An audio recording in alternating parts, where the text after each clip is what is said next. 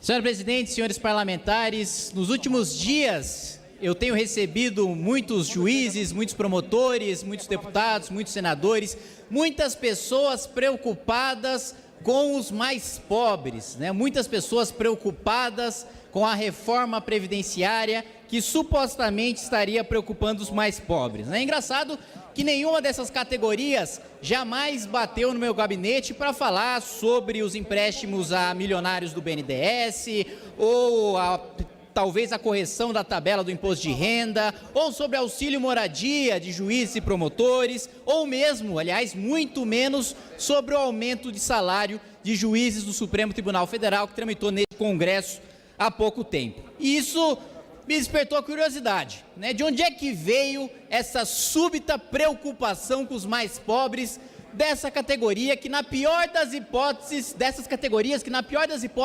recebem ali os seus 20, 25 mil reais por mês.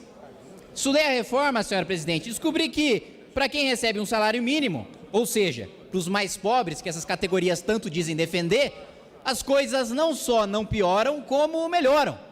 A alíquota para os mais pobres é menor, a contribuição, a fatia que o Estado toma do dinheiro desses que recebem até o salário mínimo vai ser menor com a reforma previdenciária. E mais, eu vi muitos parlamentares na semana passada discutindo nessa tribuna, discursando, falando que agora o benefício não vai mais estar vinculado ao salário mínimo, logo os mais pobres agora não receberão mais um salário mínimo, mas só R$400.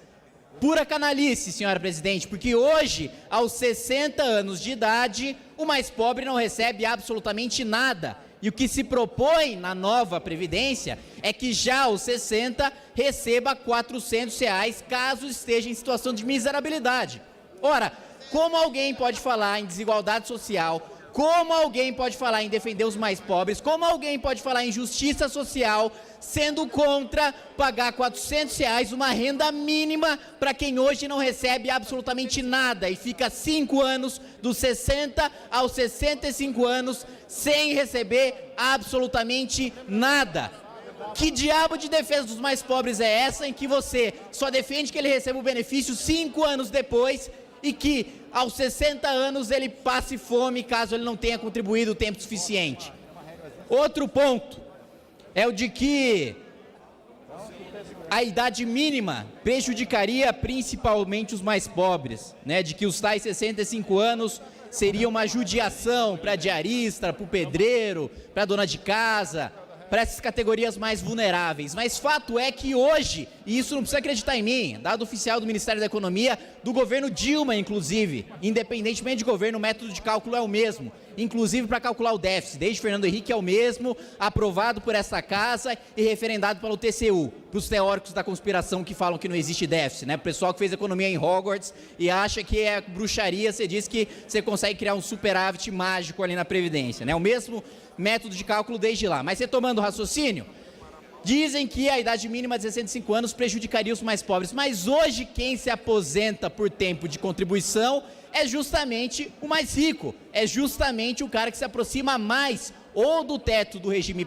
geral ou do regime próprio, recebendo seus 15, 20, 25, 30 mil reais. O pedreiro não consegue trabalhar todo o período do tempo de contribuição formalmente para se aposentar por idade, nem a dona de casa, nem o diarista, que tem o trabalho estável, salário fixo, formal, com a contribuição arrecadada durante todo o seu período de trabalho, durante toda a sua vida laboral. Nenhum! Isso é uma ilusão, isso não existe.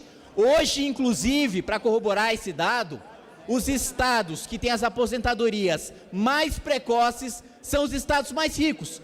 E os estados mais pobres já se aposentam por idade. Ou seja, não existe prejuízo nenhum para quem hoje se aposenta por salário mínimo. Pelo contrário, para quem hoje se aposenta com salário mínimo, vai haver uma antecipação do benefício em 5 anos e a alíquota vai diminuir.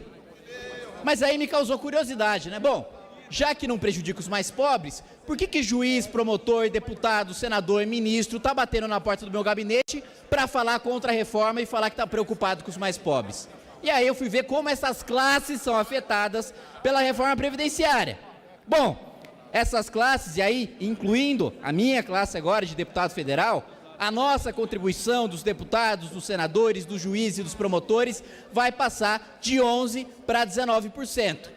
Essa classe recebe, como eu disse no início da exposição, pelo menos 20 a 25 mil reais. Não me parece fazer parte da camada mais vulnerável da população. Pelo contrário, hoje quem recebe 20, 25 mil reais ou mais, todos os parlamentares que estão aqui fazem parte do 1% mais rico da população. Lembrando, senhores, que a gente está num país pobre, cujo mais da metade da população recebe menos ou até um salário mínimo.